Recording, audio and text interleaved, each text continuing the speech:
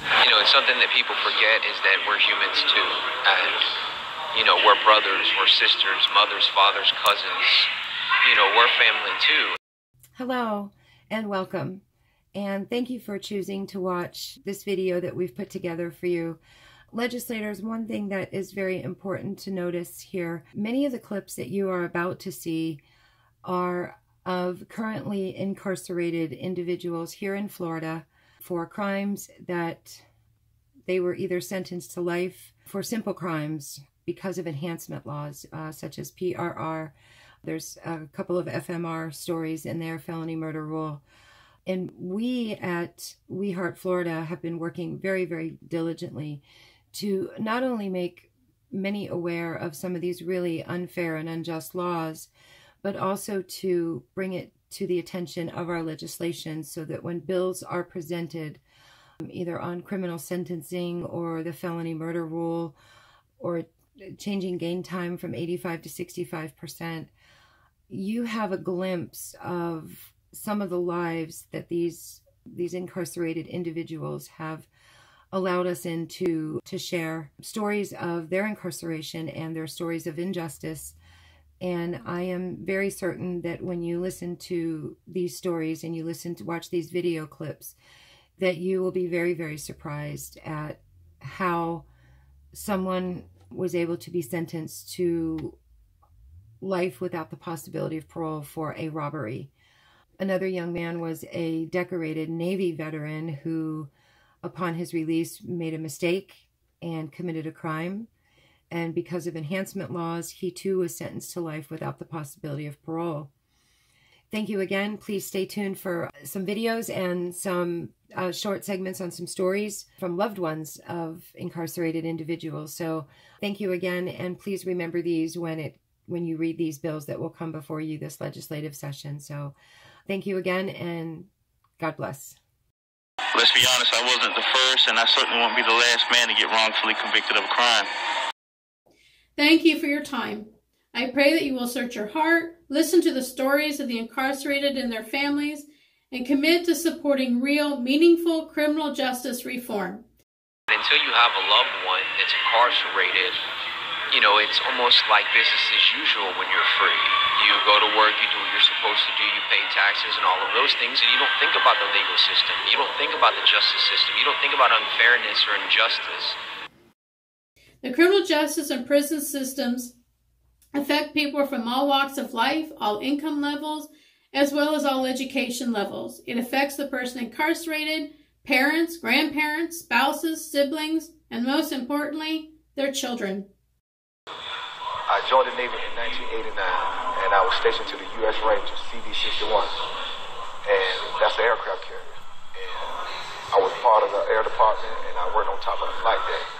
I had a pretty dangerous job where I used to launch the planes from off the ship. However, I went to war in January 1991, the Gulf War, and that was kind of, you know, I was a little nervous on that, but I received National Defense War Medal, the Bronze Star. Although I had some great experience in the Navy, however, after the war, I started having anxiety attacks and didn't even understand them, didn't even, you know, realize what was going on. And back then, there was no such thing as Gulf War syndrome, so I didn't know, you know, what I was really dealing with. It affected me later on in life, but, you know, I still enjoyed my time that I did serve. Just to be accused of something that you know you didn't do and then to be found guilty of it was just an unbelievable experience. There were so many things crossing through my mind at that time, but one of the main things that I couldn't shake was the thought of this can't be happening, this can't be real, you know, this type of thing just simply doesn't happen, but it was real and I was living it.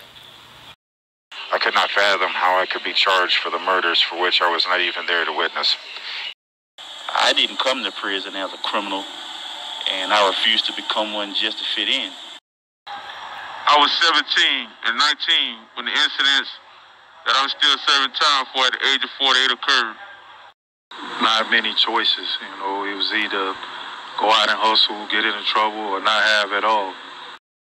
I was initially charged with first-degree murder, carrying, displaying, or using a firearm, armed burglary with assault and battery, while carrying, displaying, or using a firearm. I was also charged with shooting and to an occupied vehicle while wearing a mask. The jury found me not guilty on all counts. Now, according to the law, you can't convict me and acquit me of the same crime. But unfortunately, after the military, I was going through whatever I was going through. Mentally, I didn't understand it and didn't even know how to fix myself. But it led me to a dark path where I made bad decisions. And not only did it hurt me, it also hurt my family. It was planned to be very controlled and nonviolent, which was the only way I'd be involved. I was denied my rights. I didn't have to change for the better or the worse. I just needed to grow up. Through all this, I've always maintained my innocence, and I've always been sympathetic for everything that's happened, but it was simply something that was out of my control and something that I couldn't foresee coming. That prison is in the worst shape it's been since my incarceration began, due to being understaffed, voluminous growth in juvenile incarceration, gang violence, and long sentences with no reasonable expectation of release. There's a lot of people in here that allowed the system to break them down, and you can see it in their face. They just don't have any hope.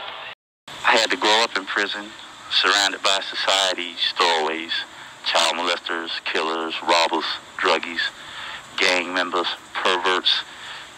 There's no incentives for doing good for the majority because they can be bad for all but the end of their sentence, earn the lost game time back, and get out at the same time as the ones who were good the whole time. Incarceration can bring the very best out of a person, or it can bring out the absolute worst.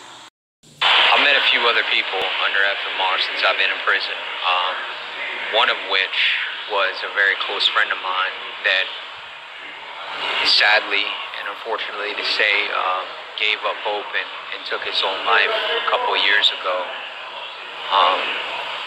But it's still hard to deal with. It's one of those things that you'll never forget. Hello, my name is Amanda, and I am urging you today to support Senator Bracey's felony murder rule bill. And this is my son's story.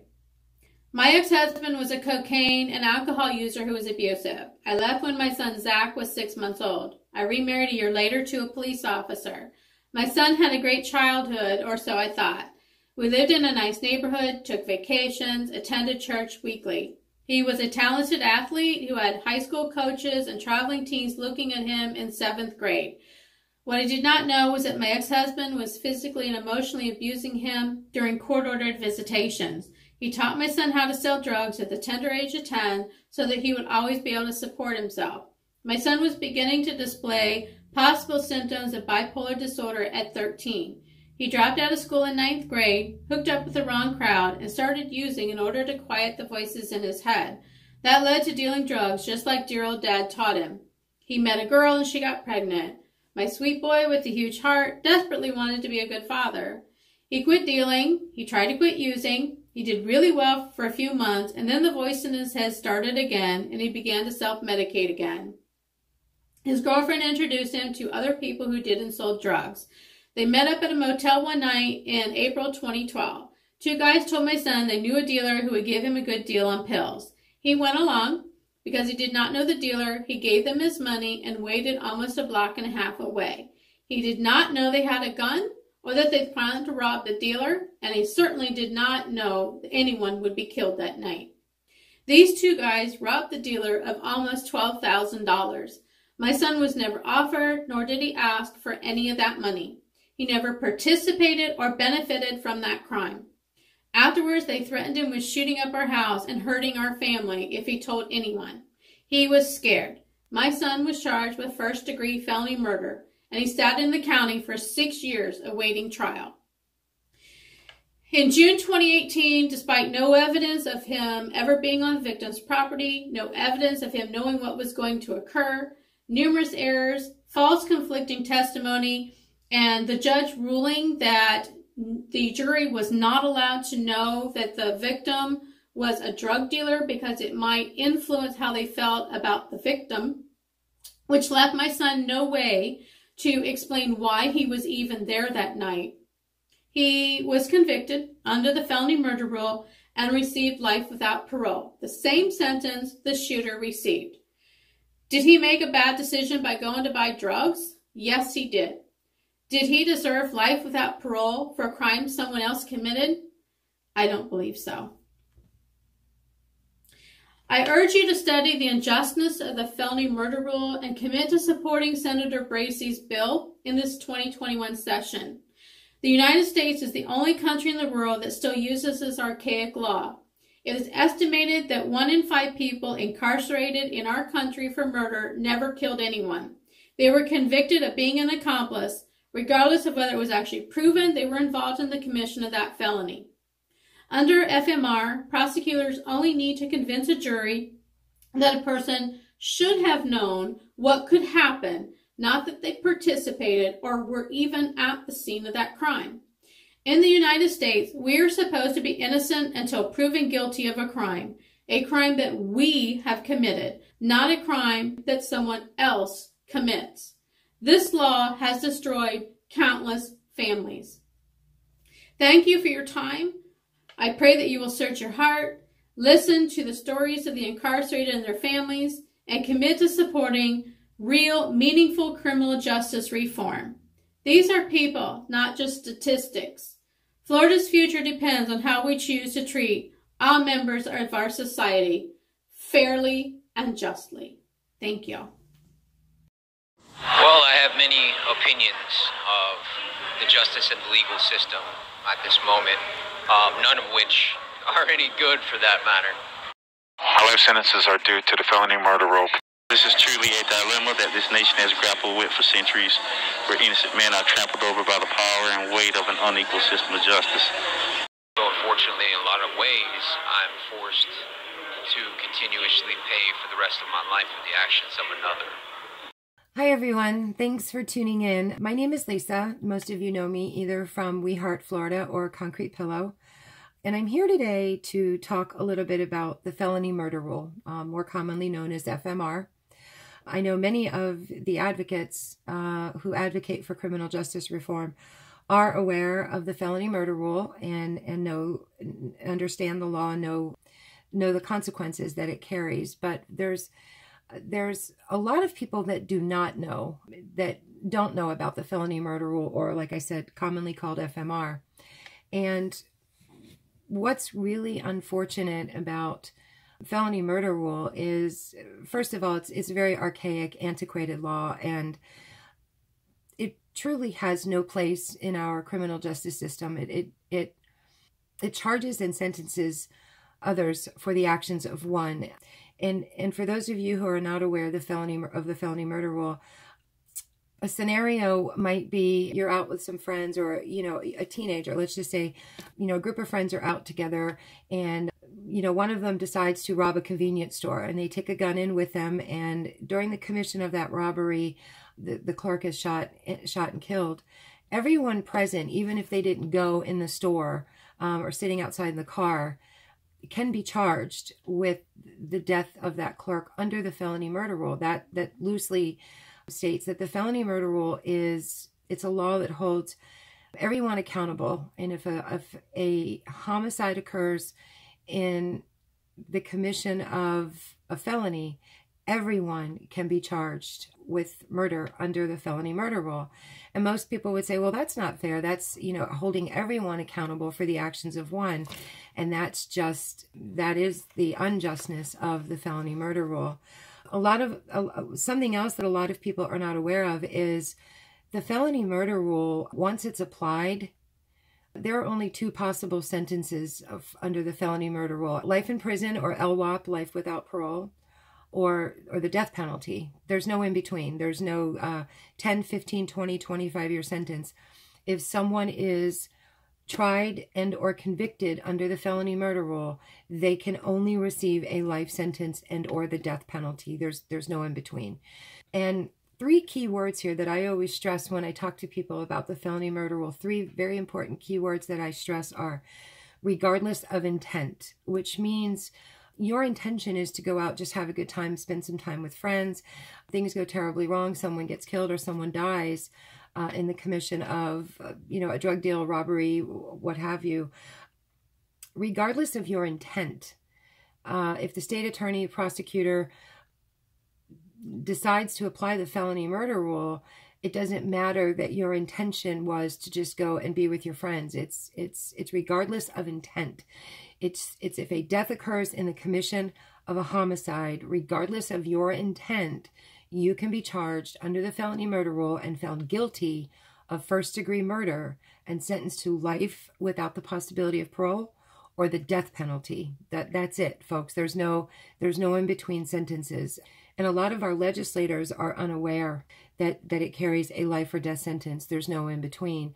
But the most profound injustice under the felony murder rule is holding others accountable for the actions of one. And that has been the one bone of contention that I've always heard come back whenever I talk to people about the felony murder rule, is that you're holding everyone accountable for the actions of one. If one person has a gun, one person pulls a trigger, for everyone to go down for that shooting or that homicide, that is not exactly the way our justice system was designed. But regardless, that is the felony murder rule in a nutshell, is that regardless of your intent, if you are present during the commission of a felony, and during the commission of that felony someone dies, you can be charged with that death under the felony murder rule.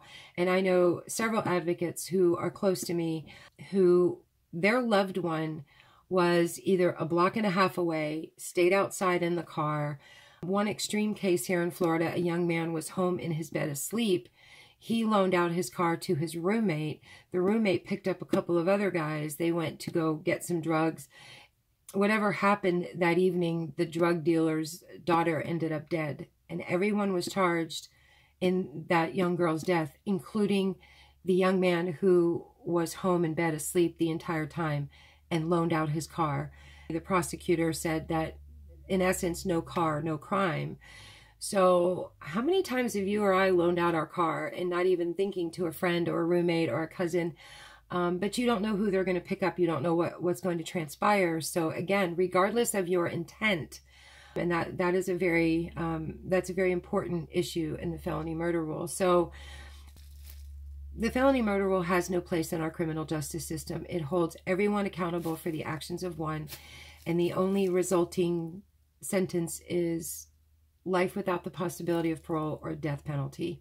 There is no in between. So it is our goal at We Heart Florida, along with hundreds of other advocates, to see the felony murder rule go away, and only those who are key players in the commission of a felony that resulted in a death should be charged. So I'm sure you'll hear a lot about the felony murder rule, and I just wanted to make sure that everyone was aware and had a good understanding of exactly what the felony murder rule does, or the FMR. You know, the justice system here is just a joke, and no one takes it seriously, because if you look at the amount of time in the system itself, you know, the amount of time that they hand out and just how broken this system is. You have people that are in here, you know, for driving and going to suspended license that are doing 20 years in prison. And you can't honestly look at that from a standpoint of any means and say that's justifiable. You can't look at that and say, well, a person deserved that. It just doesn't fit.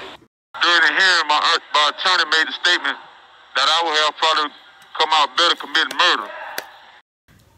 Adequate sentencing laws are necessary. I understand that. We should, however, make certain we do not go beyond the required sentence. When we do, the state becomes the offender, separating families when it's not necessary, destroying lives. I am currently serving a life sentence for armed burglary. Usually when you hear armed burglary and life sentence, usually you think there's something very violent happened, or something real dangerous, or the victim was hurt or put in fear, or something like that. However, in my case, it was nothing like that. There was no violence involved in my case. And there was no victim put in fear. There was no victim even present at the time. The armed burglary was based on the fact that a gun was stolen from the home while the victim was gone. There was no violence. There was no intent for any type of violence. There was no one around for any violence. It was a burglary and a theft of a firearm, but it was a non-violent crime. And I still received a life sentence for it. A great criminal justice system looks at each person and each crime individually and allows for mitigating factors and judicial discretion. Current sentence is a life sentence. Sentence is 30 years, minimum mandatory as a PRR, 15 years minimum mandatory as a habitual violent offender. All one sentence for one charge. I'm serving 2 life sentences and 70 years for multiple charges. My current sentence is life with a judicial review after 25 years imprisonment. When the judge gave me life, I had to get over the shock at first. Once I got over that, I had to make up my mind and decide what I want to do with myself. Well, I decided I want to make myself better. I wasn't going to lay down. So to do that, I had to first look at myself. I had to look in the mirror. As I was looking in that mirror, I was able to see the flaws, the faults, and my errors. And once I could see that and recognize them, then I knew from there I can improve myself, I can better myself. And that's something I've spent a lot of time doing. And we all have flaws. We may not be perfect, and we may not ever reach to be perfect, but we can always work on that. And that's something I continue to do each and every day. We all know the difference between what's right and what's wrong, good and bad. And accountability is something that I hold myself to. And that's accountable for the things that I have done and the things that I do. And my accountability also applies when it comes to sticking what is right and what's wrong and what is good and what's bad. Not out of convenience, but what is right. And I continue to do this. It don't take a doctor or a scientist to understand that a person absolutely does mature mentally as they grow older. I'm not the same, I'm changed, and over time I've matured and learned from my mistakes. One of my favorite quotes of all time is, "To live is to suffer, but to survive is to find meaning in the suffering." And, you know, I know that quote to be true. I see it every day. We all suffer through the things that we go through, but to survive is to find meaning in those things. Find who you are and find what drives you and the things that you believe and the people that you love, and allow those things to strengthen you and motivate you moving forward. Senate Bill 210 has been filed to amend Florida Statute 775.082, amending sentencing terms for offenders described as prisoner releasee reoffenders, which is anyone who commits a crime within 3 years of being released from prison. Individuals designated as PRR, prison releasee reoffenders, receive extremely enhanced sentences, and they're required to serve 100% of their sentence with no gain time.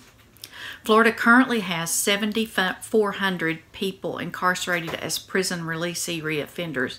1,750 of those have a natural life sentence. Senate Bill 210 would reduce the terms while still allowing for significant sentencing enhancements for reoffenders. For instance, in one particular case, an individual who would have received 9 to 10 years with the point system, the sentencing point system, would instead receive a 25-year sentence per the revised terms as cited in Senate Bill 210. My family was impacted by this law when my son was designated PRR and sentenced to a natural life sentence for robbery with a weapon. He had a knife. He had stolen a laptop and cell phone. There was no physical harm. He took the laptop and cell phone and walked away. His prior offense necessary to designate him as a PRR was also robbery. He had stolen $500 cash from his roommate, and for that he received 1 year and 1 day and was released from county jail. My son's name is Dustin. He was a drug addict. He was dealing with a learning disability, a mental disorder. He just never conquered his addiction. His crimes of robbery were fueled by a need for drugs. He needed proper and needs proper mandatory rehabilitation and mental health care. Dustin is 33 years old now. He's been incarcerated for 6 years. He's sentenced to die in prison for a no physical harm crime. This is just wrong. The statute is wrong, and it needs to be revised. This is very personal to me, but let me emphasize, my family's not alone. There are many, many families affected by unjust laws here in Florida that need to be changed and need to be revised. Consider the 7,400 individuals currently in prison under this PRR statute for longer than necessary. Each one of these 7,400 people have extended family members that are also emotionally and financially affected. Please support Senate Bill 210. Help us. Since I've been incarcerated, I've got married, got my GED, obtained a whole bunch of self-betterment programs. I'm just an overall better person all the way around, more mature, and definitely not the same person that I was when I first got incarcerated at the young age of 20. I earned my GED when I was 19. I've got over 2,000 hours of program time in the faith and character-based program, certificates in classes such as victim impact, anger management, Quest, Reefs, credit and debt management, cultivating effective leadership. I'm a Toastmaster, and so on. I have an associate's degree in biblical studies through IBTC and Relevant Church. My prosecutor saying he felt that I had done more time than my part in the crime deserved. But simply because as we grow older, we appreciate life more.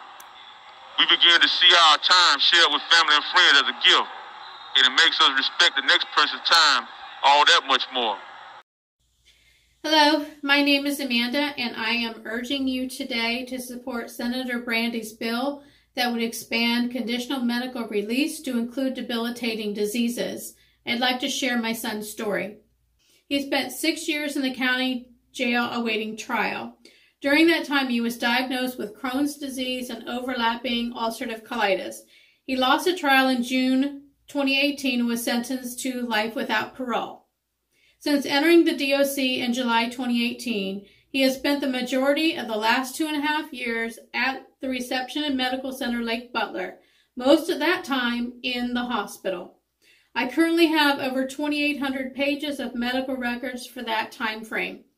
He battles chronic fatigue, anemia, severe abdominal pain, joint pain, blood loss, anal fistulas, persistent bacteremia and sepsis, pneumonia, pulmonary fibrosis, severe malnutrition, enlarged liver and spleen, partially collapsed lung, and more. He has been transported to the outside hospital on numerous occasions. He has been on near constant antibiotics and morphine for years. He spent months in a wheelchair, too weak to walk. When I would visit, he looked like he had been in a concentration camp. It is devastating to see your child in such a frail condition and in so much pain. According to DOC records, the control of his disease is fair and unchanged. An outside GP has reviewed his medical summary, and in her professional opinion, he will continue to do poorly in the prison system due to the inability of DOC to provide proper nutrition or to allow for alternative treatment options. He's had no serious disciplinary reports since he's been in the DOC. He has no desire to abuse drugs again. He is remorseful for his mistakes. He spends his days learning languages, deepening his faith, and trying to help others. He is respectful of authority. My son is a good example of why conditional medical release should be expanded to allow not only for elderly prisoners to come home, but for those with debilitating diseases such as my son's. Zach is 29 years old, and quality of life has been dramatically decreased. These are people who are no longer a threat to the community. They have suffered enough. It is inhumane to allow people to suffer this way behind bars simply because we lack the will to be a compassionate society. If necessary, I would be willing to pay for an ankle monitor for the rest of his life in order for him to come home to get better care and better nutrition. Not only is it the compassionate thing to do, it would save many taxpayer dollars. The average inmate with a natural life sentence is estimated to cost the state $1 million over the course of their imprisonment. My son will cost the taxpayers many more millions due to his debilitating disease. What makes more sense? Leaving someone locked up who is too weak to be a threat to society out of spite? Or sending them home on an ankle monitor if necessary for family to take care of them and to pick up the medical tab? Our loved ones are real people who have made mistakes. There are stories behind every one. Many of them include childhood trauma, physical and emotional abuse, and mental health issues, which lead to a drug addiction and poor choices as a result. It can happen to anyone, in any family, on any given day. A great criminal justice system looks at each person and each crime individually and allows for mitigating factors and judicial discretion. I urge you to support Senator Brandy's bill for expanded and aging conditional medical release. It is morally reprehensible to deny a paralyzed 80-year-old man CMR. How could he possibly be a threat to society? How is denying a 76-year-old veteran with terminal cancer the ability to die with dignity in a VA palliative care facility make us any safer? How is a 29-year-old father who can barely walk due to constant pain and horrible draining, constantly infected fistulas, pulmonary fibrosis, and a litany of other complications a threat to anyone? These are human beings. We are called to show mercy. Putting the medically vulnerable on home confinement lowers the prison population, is more cost-effective, and has a negligible impact on recidivism. How many elderly and medically vulnerable have died from COVID-19 inside our prisons unnecessarily simply because we have lacked the will to do the right thing, leading to their deaths? Thank you for your time. Florida's future depends on how we choose to treat all members of our society. God bless you. Thank you. The thing I'd like to accomplish is personal, and that is to try to heal the pain that I caused my daughter because I left her in 1995 at the age of 7. Number 2, I would like to accomplish is to become a productive citizen, of course, and apply some of the 13 years of drafting skills I have. And number 3, I also like to help others and advocate, just like this heart have done for me. Goal of mine is to go to college to acquire a bachelor's degree in business while acclimating myself to the computer industry, working in an entry-level position at some internet giant, then ultimately running my own web-based advertising solutions. So I was trying to get a technical degree to get a trade that would help me out to get a better job, and just basically taking it one day at a time and continue to pray and to stay focused and to take care of my household as a man, as a married man, to do the things that I'm supposed to do in society, be part of the solution and not part of the problem, and continue to stay focused. That's what I was set out to accomplish. My goals are clear to me, and I've constructed a path to achieve them.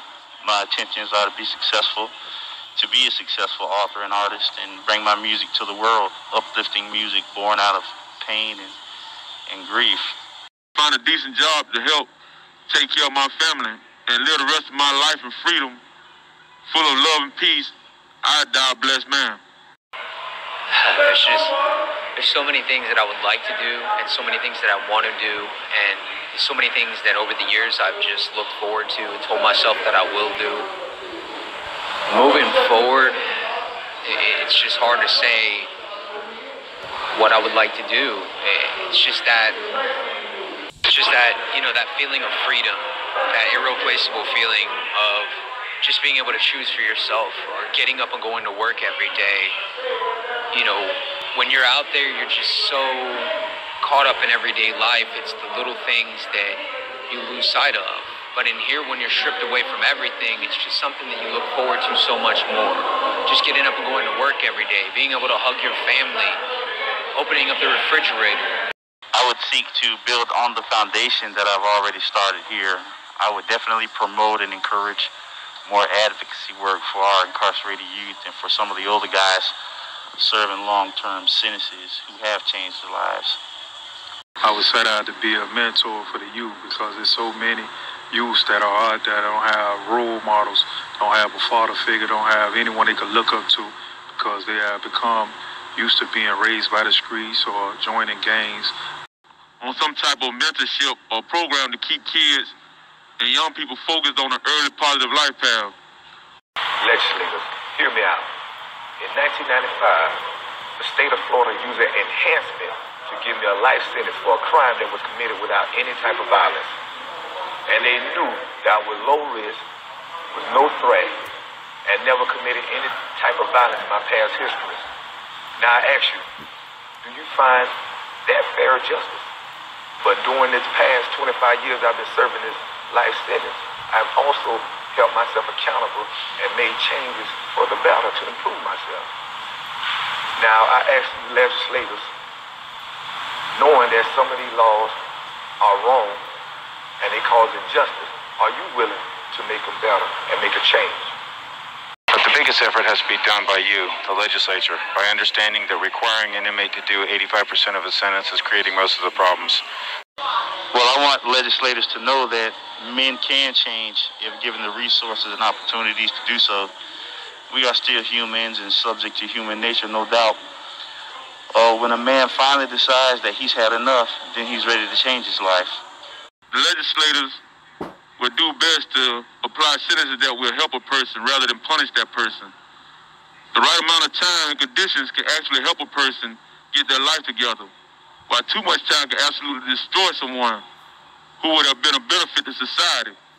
A lot of laws that have this system at almost 100,000 inmates in the state of Florida. You know, with this mass incarceration, men and women doing minimum mandatory sentences that just exceed their lifespan and being given life sentences and not given the opportunity to get in society. How this came about is because of some of the laws that the state of Florida have. They have enhancement laws that can cause people with nonviolent crime to end up with a life sentence. And these enhancement laws should really be looked at, and it's not fair. For example, I can use myself, for example, of how the enhancement laws can be unfair and harsh. In my situation, I didn't have any violence or anything like that. And I did not have enough points to score out to a life sentence. I only had enough points to score out from 5 to 7.5 years. But however, the way the law is with enhancement, which I qualify, the enhancement allows the court to throw away the guideline sheet and give me the max. And that's the problem, because some of the enhancement laws that the state of Florida have, it can cause things like nonviolent people to receive harsh sentences. And these sentences are unfair because the crimes don't even match up to the time. So I think that a lot of people we all need to look into this, you know what I'm saying, with the enhancement laws that the state of Florida have. As a matter of fact, there should be laws to prevent injustice and unfairness. In the state of Florida, as it stands right now, it's not fair and it's not really justice. Some of the enhancement laws, it cause more problems than health. And I really think it's not fair to the people. And this is some things that we need to really look into and try to reform.